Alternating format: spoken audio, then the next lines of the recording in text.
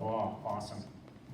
So I was, as I mentioned, I got to celebrate my little sister's wedding, which was the best because I'm her favorite sibling and she's my favorite sibling. And yes, there are 4 of us. So it was a pretty special thing. But at the rehearsal dinner, I was sitting with my aunts and uncle. And my Uncle Paul is my sister Emily's godfather. So we were telling some stories and he was asking like, hey Ryan, do you ever like tell embarrassing stories about the family when you're preaching or things like that? I'm like, Uncle Paul, I'm telling one about you to my teens. I don't know if you've ever seen this before. I've seen it, yes. But this is called the milk carton. I've seen it before, yes. It's a cardboard container in which you find 2% or whole milk. Skim doesn't count as milk, so you'll never find it in there. It's just water pretending to be milk. Yeah. But I first saw one of these milk cartons with missing children on it at my grandma's house. And at grandma's house, I started looking a little closer. I was like, wait a minute. I know that person. It was my cousin Colleen. So I had some questions. Now, this is what happened. Uncle Paul took Kenneth to the hockey rink. And Colleen went along. Kenneth's practice finished. Uncle Paul took Kenneth home and told Colleen to stay where she was. Gets home. And my aunt says, where's Colleen? And then Uncle Paul goes, he tried to pretend that he didn't forget her, but he forgot his daughter. So, he had to go back, pick up Colleen. Colleen's not traumatized for life because of that, I promise. No, she is. It's actually years of therapy. It's still a really hard thing. But Uncle Paul went back, picked her up.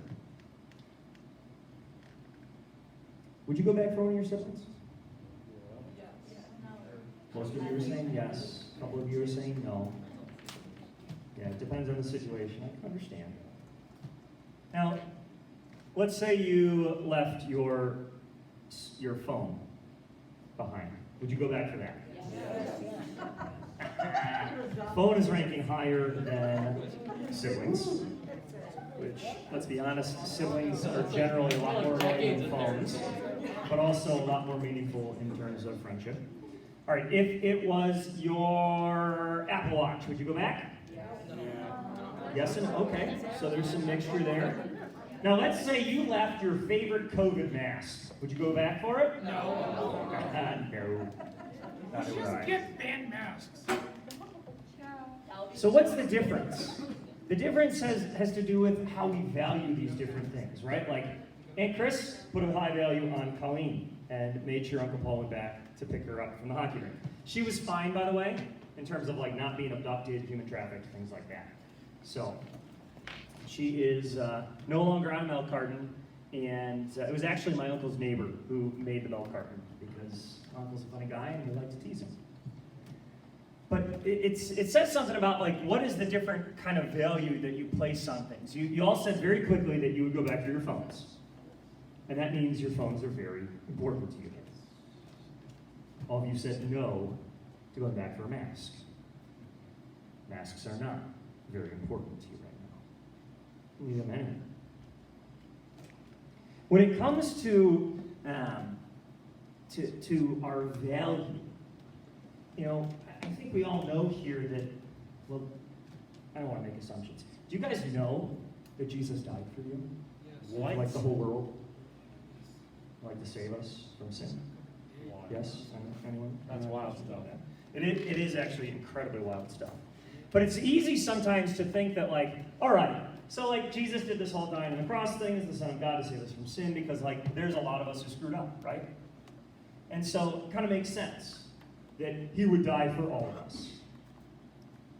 But would he die for you if it was just you or just me? Sometimes that question is a little harder for us to face because, well, I don't know that I'd die for me. So why would the Son of God? we sometimes struggle with our own value, with what we are worth. But part of the reality is that even if it was just you, Jesus would have still died on the cross. He would have given his life for you. Suffered all of that. If it was only you. And that's a pretty incredible thing because, in our world, there's a lot of brokenness. There's a lot of hurt. There's a lot of confusion. And into that, God says, you, Ava, are valuable. Benji, you are worth the Son of God. Yes, Aaron, you too are worth the Son of God. It's an awesome thing. But we sometimes have a little bit of difficulty keeping that in mind. Oh, I don't want to show you that yet. Stupid subtitles are on there. I thought I fixed that. That's the worst. Do you know that sunflower field? Have you ever been there? Oh, yeah. You should go one time because it's really fun. So when Jesus died on the cross, he wasn't just thinking of like the human race in this grand cosmic thing. He was thinking individually of each one of us. I mean, that's hard for us to conceive because how many things can you think of at one time? All right, some of you can do one, some of you can do multiple. But can any of you do like several billion or even better, infinity? That's a negative. That's what I thought.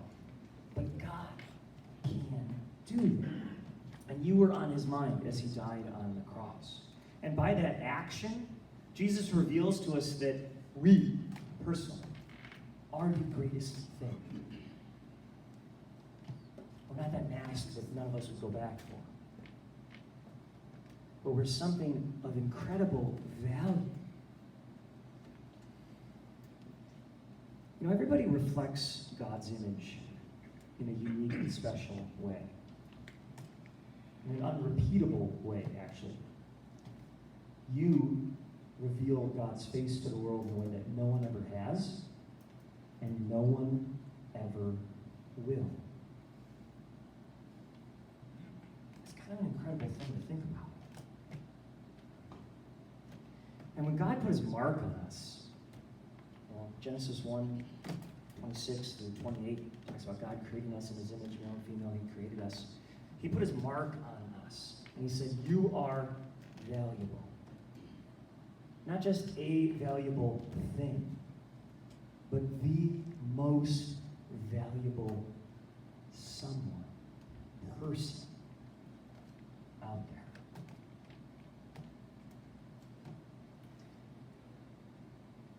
I don't know if you can relate, but sometimes I find it hard to see my own worth. And there's just a lot of layers and a lot of different identities that we sometimes take on ourselves, that sometimes are given to us, that sometimes we feel like we have to take on. Sometimes we feel like we have to hide some of those identities.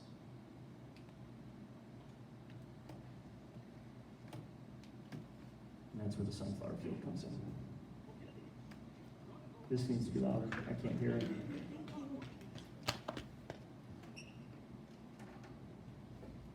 Okay, it's high. Go. Okay, let me get this straight. You're gonna go fight a dragon and rescue a princess just so Farquaad gets you back to Swamp, which you only don't have because you filled it full of freaks in the first place. Is that about right? You know what? Maybe there's a good reason Donkey shouldn't talk. I don't get it, Shrek. Why don't you just pull some of that ogre stuff on him? Throttle him, lay siege to his fortress, grab his bones to make your bread. You know the whole ogre trick. Oh, I know what. Maybe I could have decapitated an entire village and put their heads on a plate, got a knife, cut open their spleen and drink their fluids. Does that sound good to you? No, not really, no. For your information, there's a lot more to ogres than people think. Example? Example? Okay, ogres are like onions. They stink? Yes. No. Or they make you cry? No. Oh, you leave them out in the sun, they get all brown, start sprouting little white heads. No. Layers. Onions have layers. Ogres have layers. Onions have layers. You get it. We both have layers. Oh, you both have layers. Oh. You know, not everybody likes onions. Cake! Everybody loves cakes. Cakes have layers. I don't care what everyone likes. Ogres are not like cakes. You know what else everybody likes? Parfaits. Have you ever met a person you say, hey, let's get some parfaits? They say, hell no, I don't like no parfaits. Parfaits are delicious. No! You dense, irritating miniature beast of burden! Ogres are like onions. End of story. Bye-bye. See you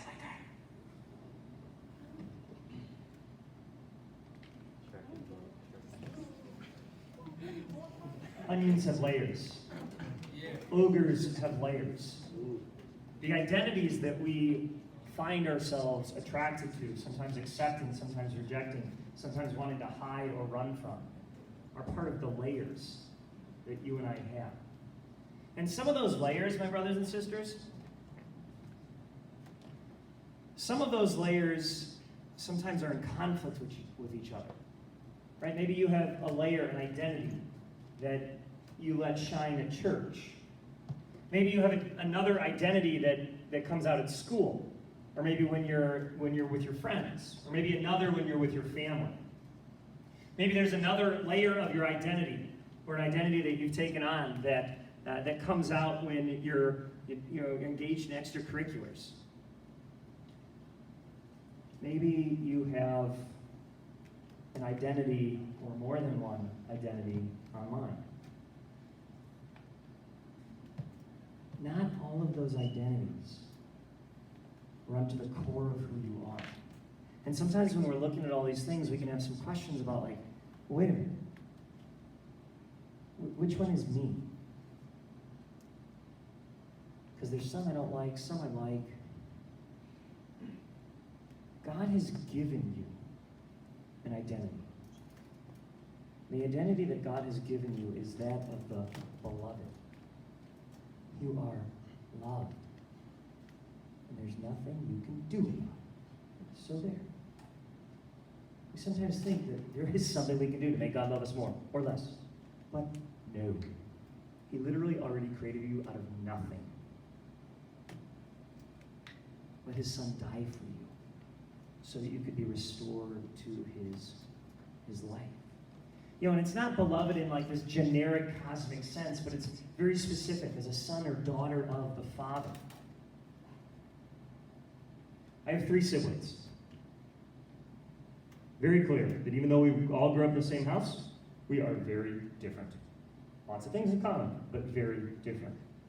We each have a very different relationship with mom and dad. I'm the favorite. Just important to know I'm always the favorite. Okay. No, I'm not the oldest, although when my sister had kids, I think she did become the favorite. But it's a unique thing, right? Like the father has a relationship with you in a similar way that your parents, your grandparents, your aunts, uncles, they have a specific relationship with you. It's not just like this, broad brushstroke. And where was that identity first revealed? Well, you become who you are at baptism. And I'm hoping that this is what you felt like at baptism. No one tells the baby that there's about to be a bath, and so they're usually upset. But in baptism, something that comes as a surprise to most of us, what happens is we step into a relationship with Jesus. It's a relationship that's given to us. But like all relationships, it's one that we can invest in, or we can step away from it. And the more we step into it, the more we step into who we truly are. Because as our relationship with Jesus through baptism becomes the center, the deepest part of our identity, there's this crazy thing that happens. TV timeout. I'm going to take an informal poll. How many of you want to become less of yourself? I'm wrestling with that too, Nick. So,